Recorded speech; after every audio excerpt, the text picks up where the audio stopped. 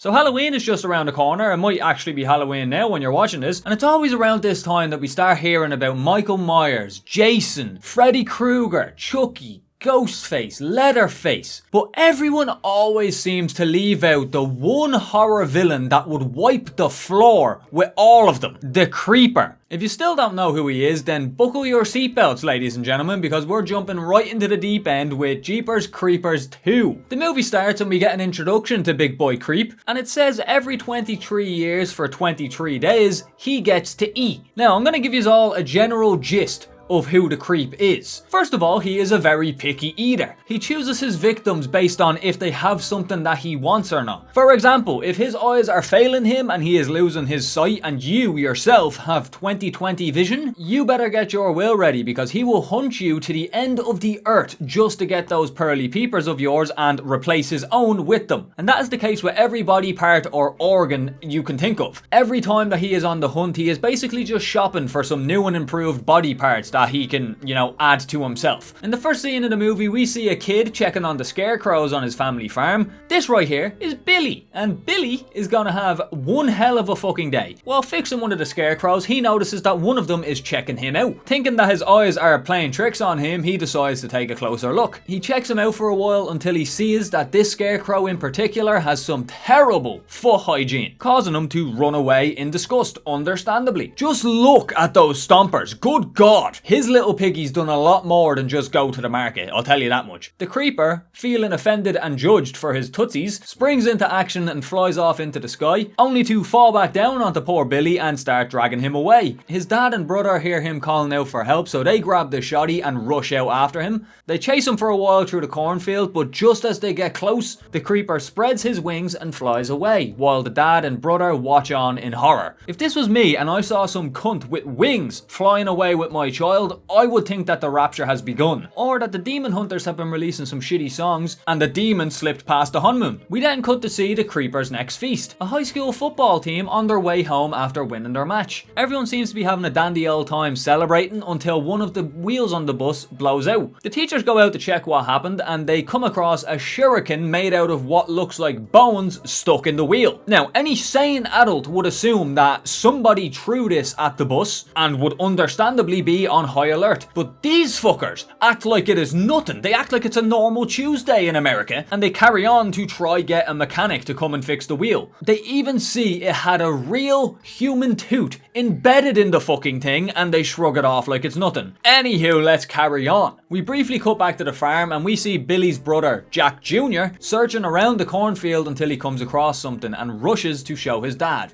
And what he found might just be the coolest looking fucking knife I have ever laid eyes upon. The Creeper is low-key a fucking amazing craftsman. He may be a weirdo who harvests body parts from people, but we have to give credit where credit is due. The dad inspects the knife, but while he is doing so, it flies out of his hand on its own and sticks itself into the wall. Back at the bus, we see some of the boys sunbathing on top of the roof to pass some time while they wait to get moving, and there is one specific scene that I want to point out here. Many of the gang get off of the bus to go and take a piss, and while a group is pissing shoulder to shoulder, they get called and get told to come back to the bus. Take a close look at this guy right here. Peek the pelvis rotation. Unless this man's cock has a 90-degree bend, he is 100% pissing all over the legs and shoes of his boys. Absolutely diabolical behaviour. Anywho, let's get back on track. We get a quick peek back at the farm and we see the brother and the dad are working on something big. This will be important later, so keep that in your noggin. While driving down the road, a girl named Minxie, weird name by the way, shut up Mimsy, is having a bit of a weird dream. She sees the main character of the first movie on the side of the road telling them to turn around. He then turns into Billy, who is saying the same thing, and he has seen better days. We then see the Creeper running through the cornfield and throwing a shuriken at the bus. Minxie then wakes up in a panic when the bus comes to a screeching halt because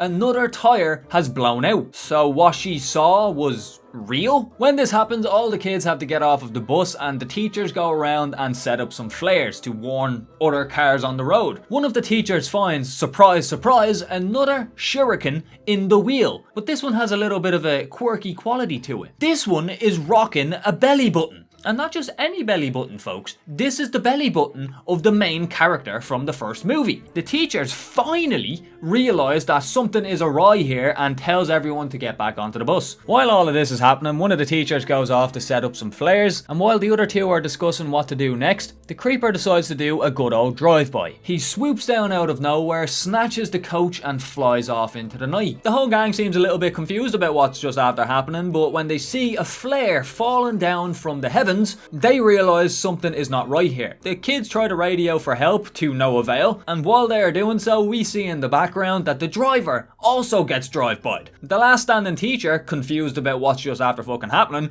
comes back onto the bus to tell everyone to sit down and ask if anyone's seen where the fucking driver disappeared to which one of the students responds saying that she flew away. I guess that's valid. She's not wrong. The teacher tells them to sit down again, and while he is doing so, this square-headed prick right here, also known as Scotty, decides that this is the right moment to air out our grievances with each other, for whatever reason. And while they're having this back and forth, the teacher gets grabbed by the creeper's meaty grippers. The students try grabbing onto the teacher to stop him from flying away, but the creeper is built different, and he brushes the students off and flies away with the teacher. Everyone on the bus is understandably panicking at this point, and we see Scotty slowly turn around to reveal that he has blood all over his face. So now they know that the teacher wasn't just taken for, a tea party or something, he was definitely killed. An argument breaks out on the bus, and Scotty says, "You wanna play cock on a walk?" Twice, as a matter of fact. Very sus. The argument comes to a sudden stop when they realise that something is in the back window. That something being the creeper, sniffing the fuck out of the thing. Like, look at that eye roll, man. Goodness. He's loving this. They all freak out and try to hide on opposite sides of the bus, so no matter what side the creeper goes to, he can see at least half of them. The creeper then does what I can only describe as a very funny looking star jump onto the side of the bus. It looks so weird. It's also at this point that I would like to point out that this man's nose has a nose. This motherfucker has a vagina on the brim of his nose that opens and closes when he sniffs. He then goes to the back of the bus and he has a little bit of a game of guess who. In this scene, he is basically picking out the ones that he wants. He goes one by one through the line of students in the middle of the bus, and when he sees somebody that is worthy, he gives them a little smile. Look how cute that is. He then gets to the end of the line to a character called D, and once the creeper sees D, it is love at first sight. Look at this man's face. He is hot and ready right now. If the look on his face is not enough to prove that he wants this man, luckily for us, the creeper is not nonchalant about the people that he likes. This man's eyes roll to the back of his head like he is having the orgasm of his life, and he slowly, seductively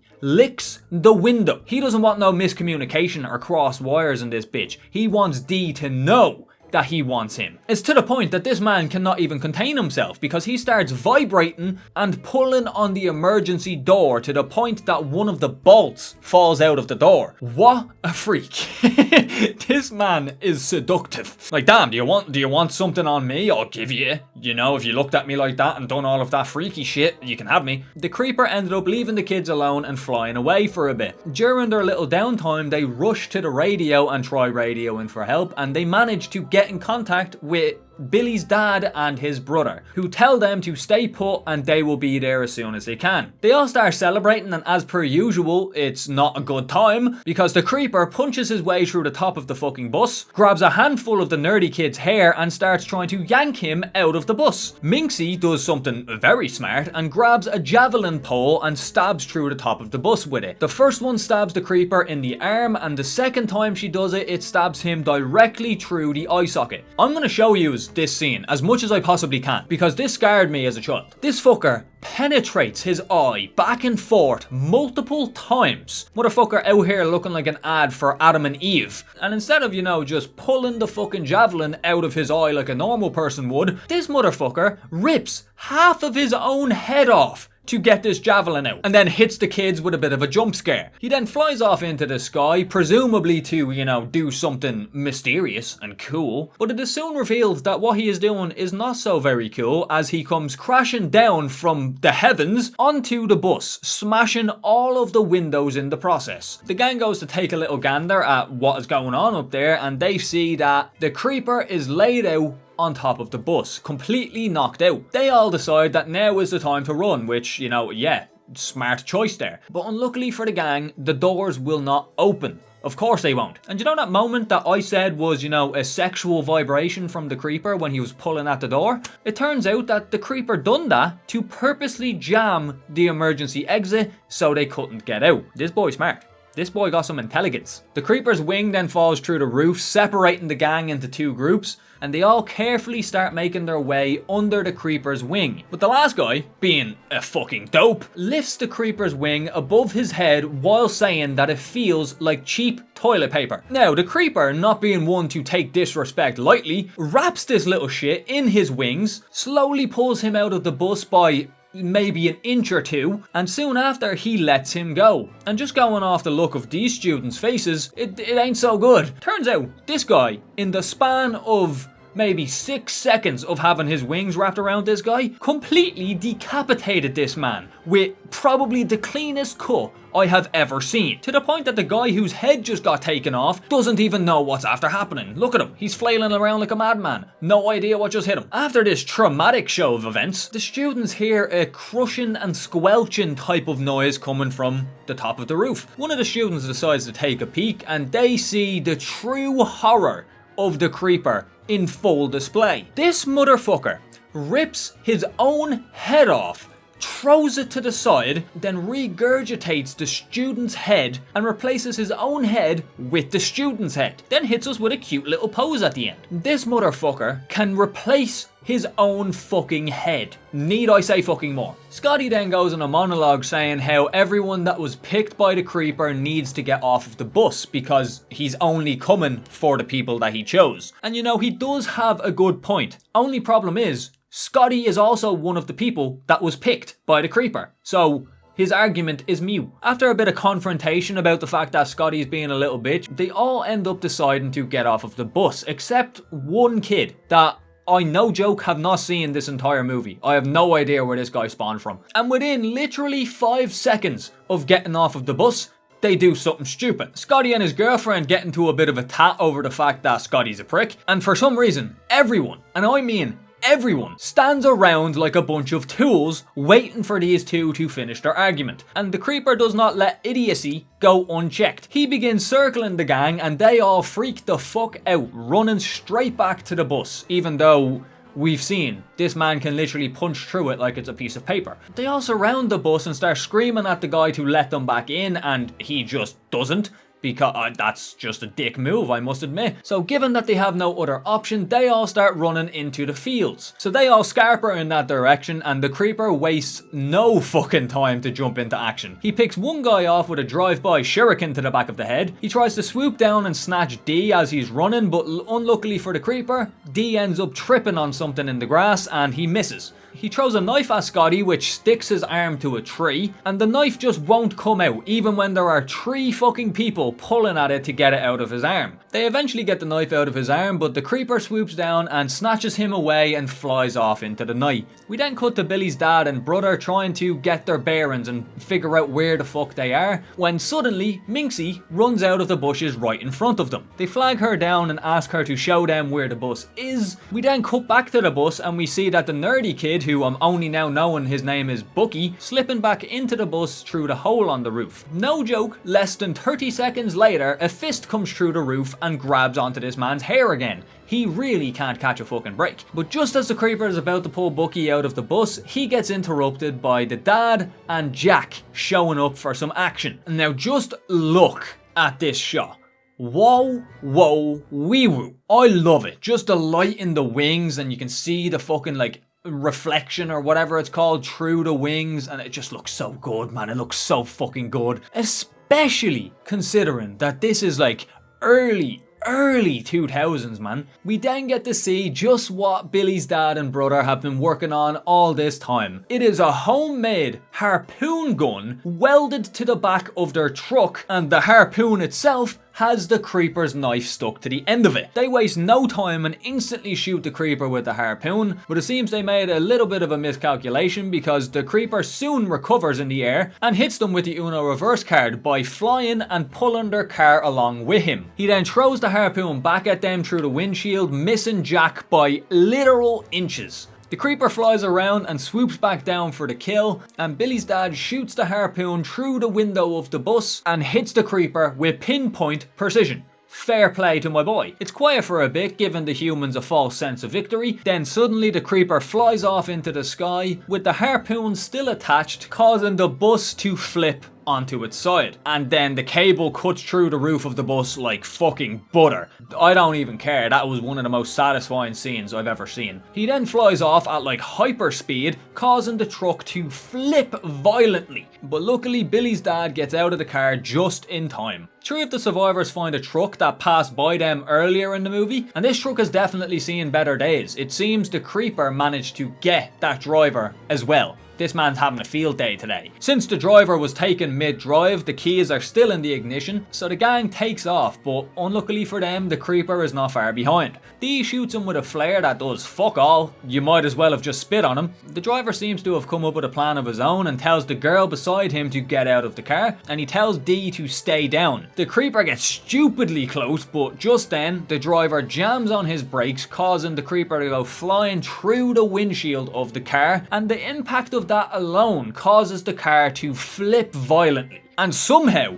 both of them are still alive. Dee was in the back of that fucking truck. He got flung while it was flipping. I don't even know how he is alive. His leg is a bit fucked up, like the bones sticking out of his leg and stuff, which is kind of nasty, but he's still breathing, miraculously. While crawling, Dee comes across the creeper's decapitated wing, and the creeper is nowhere to be seen until suddenly the car that they were just in explodes and the creeper sits up like he's the Undertaker. He starts sniffing the air for his prey, and I must add, he sounds kind of congested.